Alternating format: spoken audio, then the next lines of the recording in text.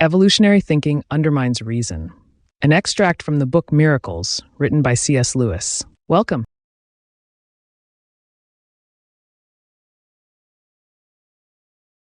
If naturalism is true, every finite thing or event must be, in principle, explicable in terms of the total system. I say explicable in principle because, of course, we are not going to demand that naturalists at any given moment should have found the detailed explanation of every phenomenon. Obviously, many things will only be explained when the sciences have made further progress. But if naturalism is to be accepted, we have a right to demand that every single thing should be such that we see, in general, how it could be explained in terms of the total system. If any one thing exists which is of such a kind that we see in advance the impossibility of ever giving it that kind of explanation, then naturalism would be in ruins. If necessities of thought force us to allow to any one thing any degree of independence from the total system, if any one thing makes good a claim to be on its own, to be something more than an expression of the character of nature as a whole, then we have abandoned naturalism. For by naturalism, we mean the doctrine that only nature, the whole interlocked system, exists. And if that were true, everything and event would, if we knew enough, be explicable without remainder, no heel taps, as a necessary product of the system. The whole system being what it is, it ought to be a contradiction in terms if you were not reading this book at the moment. And conversely, the only cause why you are reading it ought to be that the whole system at such and such a place and hour was bound to take that course. One threat against strict naturalism has recently been launched on which I myself will base no argument, but which it will be well to notice. The older scientists believed that the smallest particles of matter moved according to strict laws. In other words, that the movements of each particle were interlocked with the total system of nature. Some modern scientists seem to think, if I understand them, that this is not so. They seem to think that the individual unit of matter, it would be rash to call it any longer a particle, moves in an indeterminate or random fashion, moves in fact on its own or of its own accord. The regularity which we observe in the movements of the smallest visible bodies is explained by the fact that each of these contains millions of units, and that the law of averages therefore levels out the idiosyncrasies of the individual unit's behavior. The movement of one unit is incalculable, just as the result of tossing a coin once is incalculable. The majority movement of 1 billion units can, however, be predicted, just as, if you tossed a coin 1 billion times, you could predict a nearly equal number of heads and tails. Now it will be noticed that, if this theory is true, we have really admitted something other than nature. If the movements of the individual units are events on their own, events which do not interlock with all other events, then these movements are not part of nature. It would be indeed too great a shock to our habits to describe them as supernatural. I think we should have to call them subnatural. But all our confidence that nature has no doors and no reality outside herself for doors to open on would have disappeared. There is apparently something outside her, the subnatural. It is indeed from this subnatural that all events and all bodies are, as it were, fed into her. And clearly, if she thus has a back door opening on the subnatural, it is quite on the cards that she may also have a front door opening on the supernatural, and events might be fed into her at that door too. I have mentioned this theory because it puts in a fairly vivid light certain conceptions which we shall have to use later on. But I am not, for my own part, assuming its truth. Those who, like myself, have had a philosophical rather than a scientific education find it almost impossible to believe that the scientists really mean what they seem to be saying. I cannot help thinking they mean no more than that the movements of individual units are permanently incalculable to us, not that they are in themselves random and lawless. And even if they mean the latter, a layman can hardly feel any certainty that some new scientific development may not tomorrow abolish this whole idea of a lawless subnature. For it is the glory of science to progress. I therefore turn willingly to other ground. It is clear that everything we know beyond our own immediate sensations is inferred from those sensations. I do not mean that we begin as children by regarding our sensations as evidence, and thence arguing consciously to the existence of space, matter, and other people. I mean that if, after we are old enough to understand the question, our confidence in the existence of anything else, say the solar system or the Spanish Armada, is challenged, our argument in defense of it will have to take the form of inferences from our immediate sensations. Put in its most general form, the inference would run, since I am presented with colors, sounds, shapes, pleasures, and pains, which I cannot perfectly predict or control, and since the more I investigate them, the more regular their behavior appears. Therefore, there must exist something other than myself, and it must be systematic. Inside this very general inference, all sorts of special trains of inference lead us to more detailed conclusions. We infer evolution from fossils. We infer the existence of our own brains from what we find inside the skulls of other creatures like ourselves in the dissecting room. All possible knowledge, then, depends on the validity of reasoning. If the feeling of certainty which we express by words like must be, and therefore, and since, is a real perception of how things outside our own minds really must be, well and good, but if this certainty is merely a feeling in our own minds and not a genuine insight into realities beyond them, if it merely represents the way our minds happen to work, then we can have no knowledge. Unless human reasoning is valid, no science can be true. It follows that no account of the universe can be true unless that account leaves it possible for our thinking to be a real insight. A theory which explained everything else in the whole universe, but which made it impossible to believe that our thinking was valid, would be utterly out of court. For that theory would itself have been reached by thinking, and if thinking is not valid, that theory would of course be itself demolished. It would have destroyed its own credentials. It would be an argument which proved that no argument was sound, a proof that there are no such things as proofs, which is nonsense. Thus, a strict materialism refutes itself for the reason given long ago by Professor Haldane. If my mental processes are determined wholly by the motions of atoms in my brain, I have no reason to suppose that my beliefs are true, and hence I have no reason for supposing my brain to be composed of atoms. Possible Worlds, p. 209. But naturalism, even if it is not purely materialistic, seems to me to involve the same difficulty, though in a somewhat less obvious form. It discredits our processes of reasoning, or at least reduces their credit to such a humble level that it can no longer support naturalism itself. The easiest way of exhibiting this is to notice the two senses of the word, because. We can say, grandfather is ill today because he ate lobster yesterday.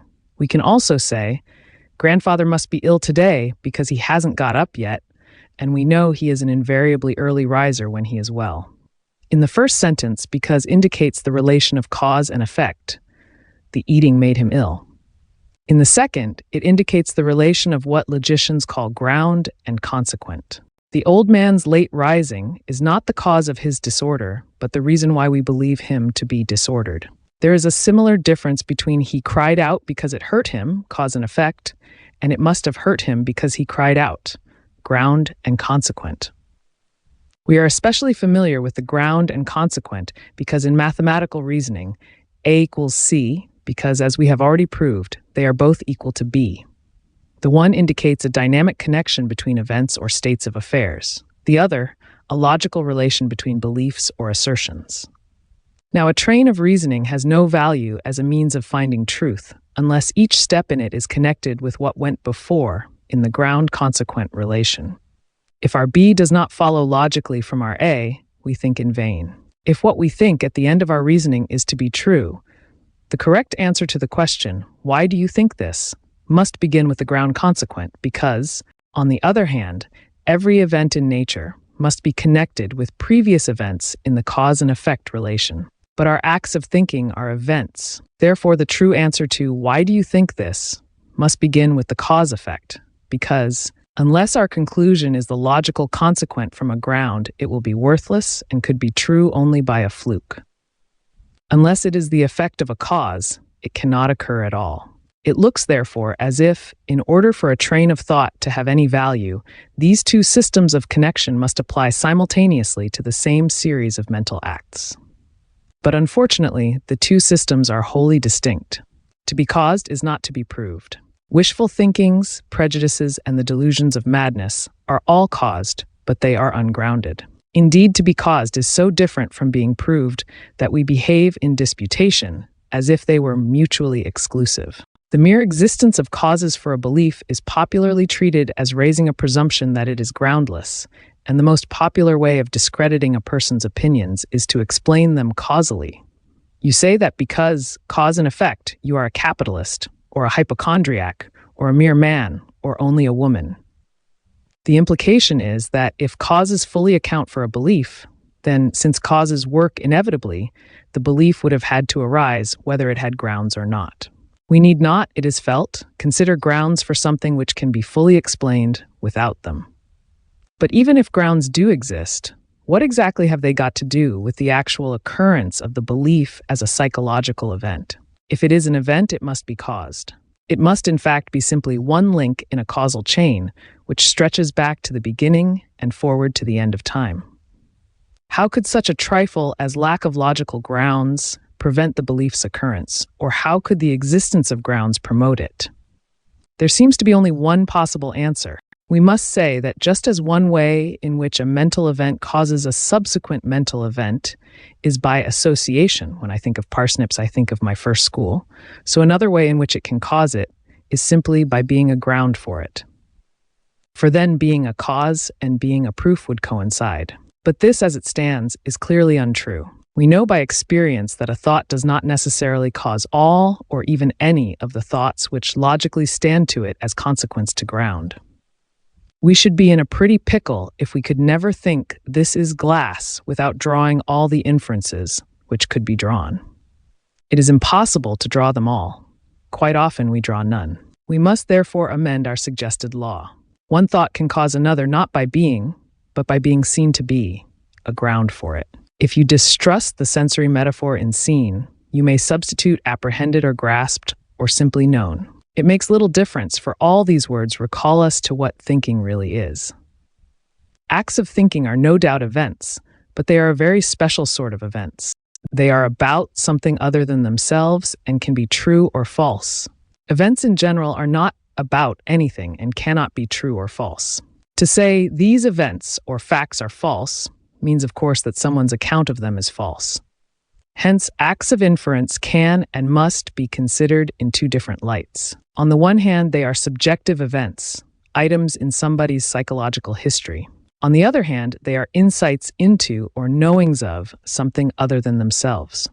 What from the first point of view is the psychological transition from thought A to thought B at some particular moment in some particular mind is, from the thinker's point of view, a perception of an implication, if A, then B.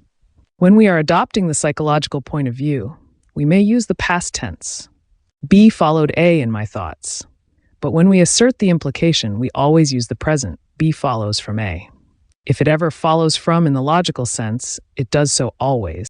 And we cannot possibly reject the second point of view as a subjective illusion without discrediting all human knowledge.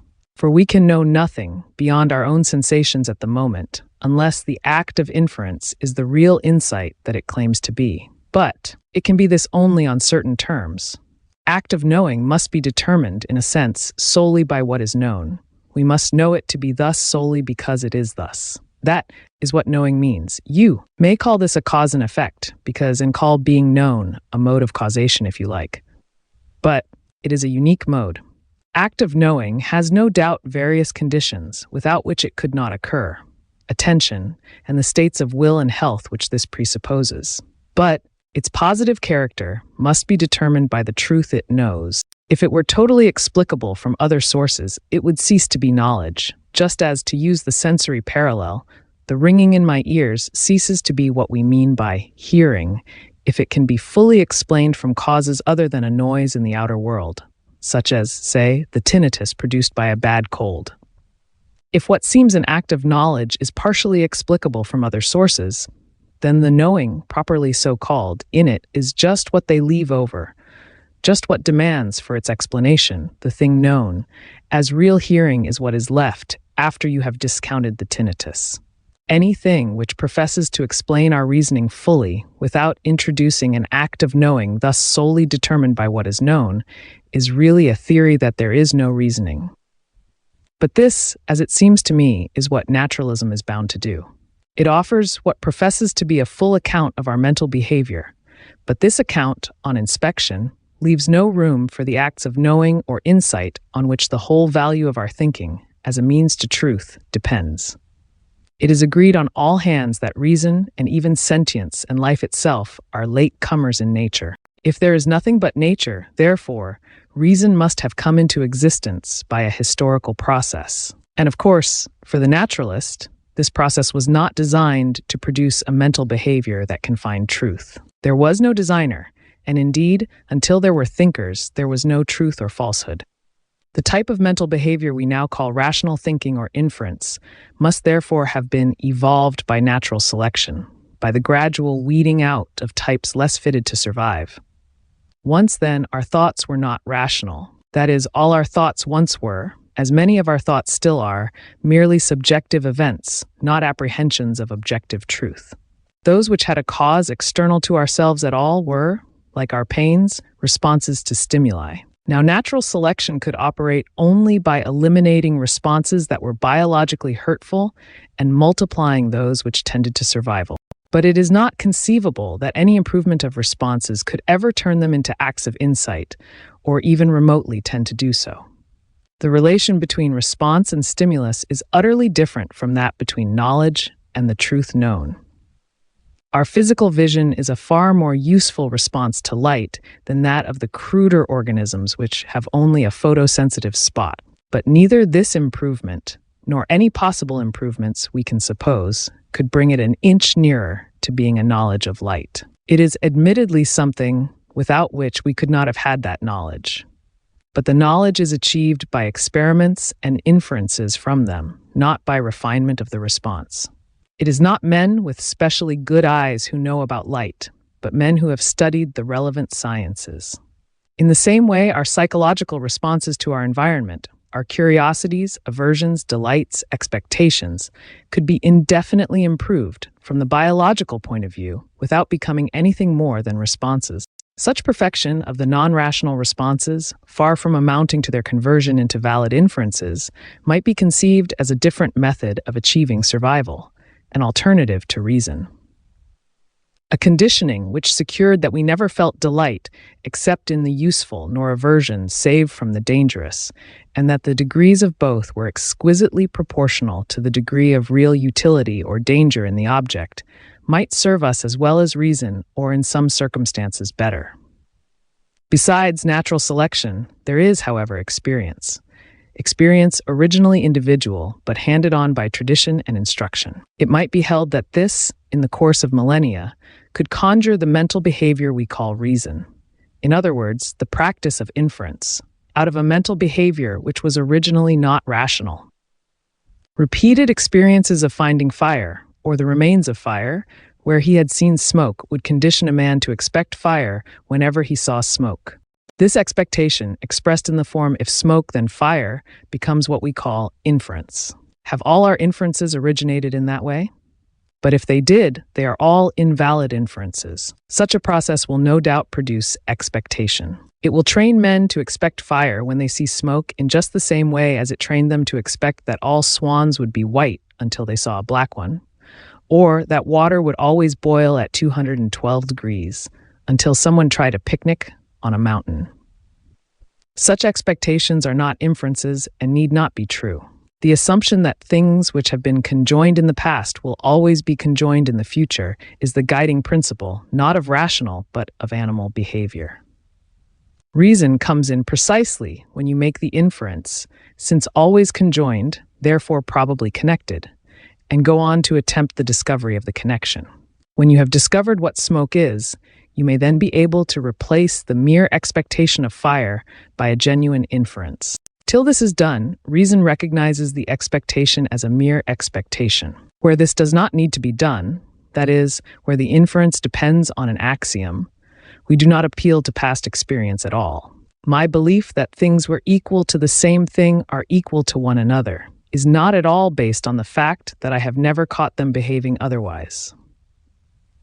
I see that it must be so. That some people nowadays call axioms tautologies seems to me irrelevant. It is by means of such tautologies that we advance from knowing less to knowing more.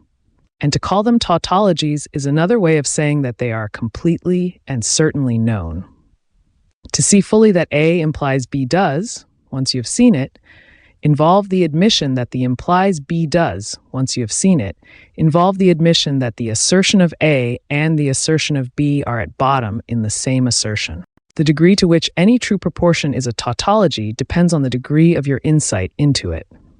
9/7 = 63 is a tautology to the perfect arithmetician, but not to the child learning its tables, nor to the primitive calculator who reached it, perhaps, by adding 7 nines together. If nature is a totally interlocked system, then every true statement about her, e.g., there was a hot summer in 1959, would be a tautology to an intelligence that could grasp that system in its entirety. God is love may be a tautology to the seraphim, not to men. But, it will be said, it is incontestable that we do in fact reach truths by inferences. Certainly, the naturalist and I both admit this. We could not discuss anything unless we did. The difference I am submitting is that he gives, and I do not, a history of the evolution of reason which is inconsistent with the claims that he and I both have to make for inference as we actually practice it. For his history is, and from the nature of the case can only be, an account in cause and effect terms of how people came to think the way they do. And this, of course, leaves in the air the quite different question of how they could possibly be justified in so thinking. This imposes on him the very embarrassing task of trying to show how the evolutionary product which he has described could also be a power of seeing truths. But the very attempt is absurd. This is best seen if we consider the humblest and almost the most despairing form in which it could be made. The naturalist might say, well, perhaps we cannot exactly see, not yet, how natural selection would turn subrational mental behavior into inferences that reach truth. But we are certain that this, in fact, has happened. For natural selection is bound to preserve and increase useful behavior. And we also find that our habits of inference are in fact useful. And if they are useful, they must reach truth. But notice what we are doing. Inference itself is on trial. That is, the naturalist has given an account of what we thought to be our inferences, which suggests that they are not real insights at all. We and he want to be reassured. And the reassurance turns out to be one more inference, if useful, then true, as if this inference were not, once we accept his evolutionary picture, under the same suspicion as all the rest. If the value of our reasoning is in doubt, you cannot try to establish it by reasoning. If, as I said above, a proof that there are no proofs is nonsensical, so is a proof that there are proofs. Reason is our starting point. There can be no question either of attacking or defending it. If by treating it as a mere phenomenon you put yourself outside it, there is then no way, except by begging the question, of getting inside again. A still humbler position remains. You may, if you like, give up all claim to truth. You may say simply, our way of thinking is useful, without adding, even under your breath, and therefore true. It enables us to set a bone and build a bridge and make a Sputnik. And that is good enough. The old, high pretensions of reason must be given up. It is a behavior evolved entirely as an aid to practice. That is why, when we use it simply for practice, we get along pretty well. But when we fly off into speculational views of reality, we end in the endless, useless, and probably merely verbal disputes of the philosopher. We will be humbler in future. Goodbye to all that. No more theology, no more ontology, no more metaphysics. But then equally, no more naturalism. For of course, naturalism is a prime specimen of that towering speculation, discovered from practice and going far beyond experience, which is now being condemned. Nature is not an object that can be presented either to the senses or the imagination. It can be reached only by the most remote inferences, or not reached, merely approached. It is the hoped-for, the assumed, unification in a single interlocked system of all the things inferred from our scientific experiments. More than that, the naturalist, not content to assert this, goes on to the sweeping negative assertion. There is nothing except this, an assertion surely as remote from practice, experience, and any conceivable verification as has ever been made since men began to use their reason speculatively. Yet, on the present view, the very first step into such a use was an abuse, the perversion of a faculty merely practical, and the source of all chimeras. On these terms, the theist's position must be a chimera nearly as outrageous as the naturalist's. Nearly not quite, it abstains from the crowning audacity of a huge negative. But the theist need not and does not grant these terms. He is not committed to the view that reason is a comparatively recent development, molded by a process of selection, which can select only the biologically useful. For him, reason, the reason of God, is older than nature, and from it the orderliness of nature, which alone enables us to know her, is derived. For him, the human mind in the act of knowing is illuminated by the divine reason. It is set free, in the measure required, from the huge nexus of non-rational causation, free from this to be determined by the truth known. And the preliminary processes within nature, which led up to this liberation, if there were any, were designed to do so. To call the act of knowing, the act not of remembering that something was so in the past, but of seeing that it must be so always and in any possible world. To call this act supernatural is some violence to our ordinary linguistic usage. But of course we do not mean by this that it is spooky or sensational or even in any religious sense spiritual. We mean only that it won't fit in, that such an act to be what it claims to be, and if it is not, all our thinking is discredited, cannot be merely the exhibition at a particular place and time of that total and largely mindless system of events called nature. It must break sufficiently free from that universal chain in order to be determined by what it knows. It is of some importance here to make sure that if vaguely spatial imagery intrudes, and in many minds it certainly will, it should not be of the wrong kind. We had better not envisage our acts of reason as something above or behind or beyond nature. Rather, this side of nature, if you must picture spatially, picture them between us and her. It is by inferences that we build up the idea of nature at all. Reason is given before nature, and on reason our concept of nature depends. Our acts of inference are prior to our picture of nature, almost as the telephone is prior to the friend's voice we hear by it. When we try to fit these acts into the picture of nature, we fail. The item which we put into that picture and label reason always turns out to be somehow different from the reason we ourselves are enjoying and exercising while we put it in. The description we have to give of thought as an evolutionary phenomenon always makes a tacit exception in favor of the thinking which we ourselves perform at that exception, in favor of the thinking which we ourselves perform at that moment. For the one can only, like any other particular feat, exhibit at particular moments in particular consciousnesses the general and for the most part non-rational working of the whole interlocked system. The other, our present act, claims and must claim to be an act of insight, a knowledge sufficiently free from non-rational causation to be determined, positively, only by the truth it knows. But the imagined thinking which we put into the picture depends, because our whole idea of nature depends, on the thinking we are actually doing, not vice versa. This is the prime reality on which the attribution of reality to anything else rests. If it won't fit into nature, we can't help it. We will certainly not, on that account, give it up. If we do, we should be giving up nature too.